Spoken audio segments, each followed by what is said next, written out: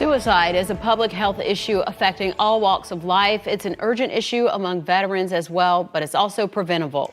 Data reveals that on average, 22 veterans a day die by suicide. It's sad and alarming, but there are resources to help save the lives of veterans. Trooper Steve is here now with our latest installment of Serving Those Who Serve.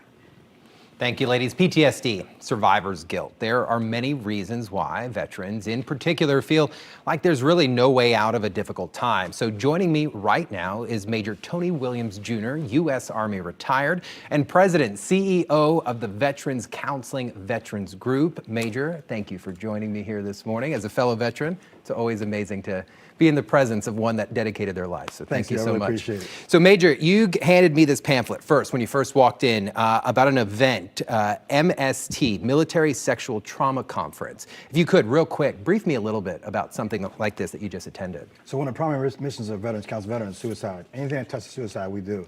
Well, what people don't know is that women veterans have twice the rate of suicide than non-women veterans. Wow. And the main reason is military sexual trauma.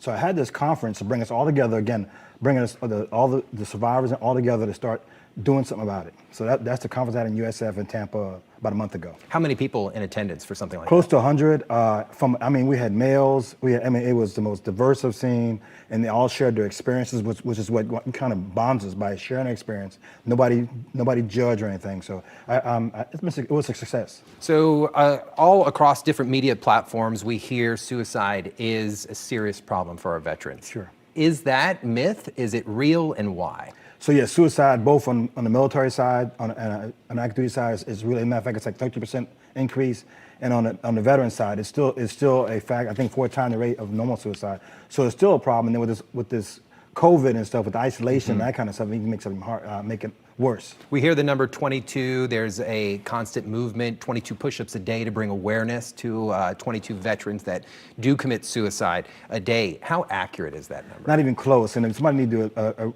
should look at that, because they got the 22 from 13 states.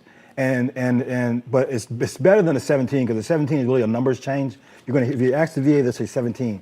Well, really, the suicides didn't change. They just took a couple of those veteran spots and put them down to active duty. Wow. So there is so many different platforms out there to seek help, but why is it different when it comes to veterans? The traditional ways of treating this type of awareness, why doesn't that work necessarily for vets? And you mentioned, Steve, it's important. That's why I created Veterans Council Veterans. You got to have that. When it comes to veterans, it's very important that they feel that you understand, because when you understand, you have that trust factor. So number one, you have to have that trust factor, and really being a veteran is that I got your back. Right.